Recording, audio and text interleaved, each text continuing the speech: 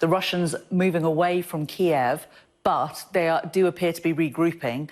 What are you going to expect to see in the coming weeks and days, do you think, in this particular area to the east? Well, it's a consistent question, isn't it? Where are Putin's ambitions now? It looks like his initial plan to take the whole of Ukraine has failed, but what is his plan B? MOD briefings and experts seem to reinforce the view that he's likely to focus in the east.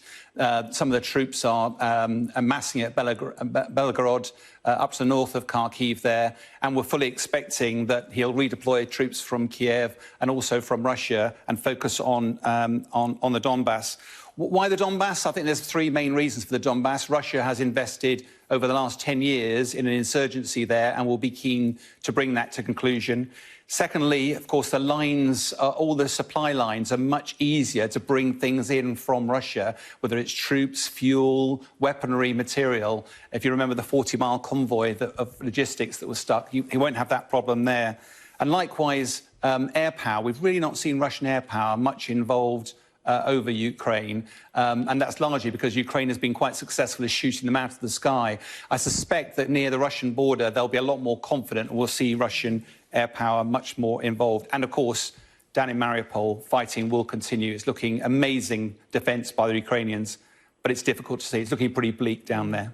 And now, of course, President Putin originally wanted to take the whole of Ukraine, we believe. This certainly seems like a more modest ambition. What would you say was the motivation for this apparent change of tack? Again, really difficult to get inside Putin's mind, but it looks like if he still aspires to take the whole of Ukraine, this conflict will go on for years rather than weeks or months. What looks more likely is that he'll focus his ambitions and then be ready to negotiate. Out to the west in Odessa, probably still an ambition of his, but probably not realisable in the near term. But let's be quite clear. The Russians are 10 times the size militarily. If they focus their efforts on a small field of land, that will make life very difficult for Ukrainian forces.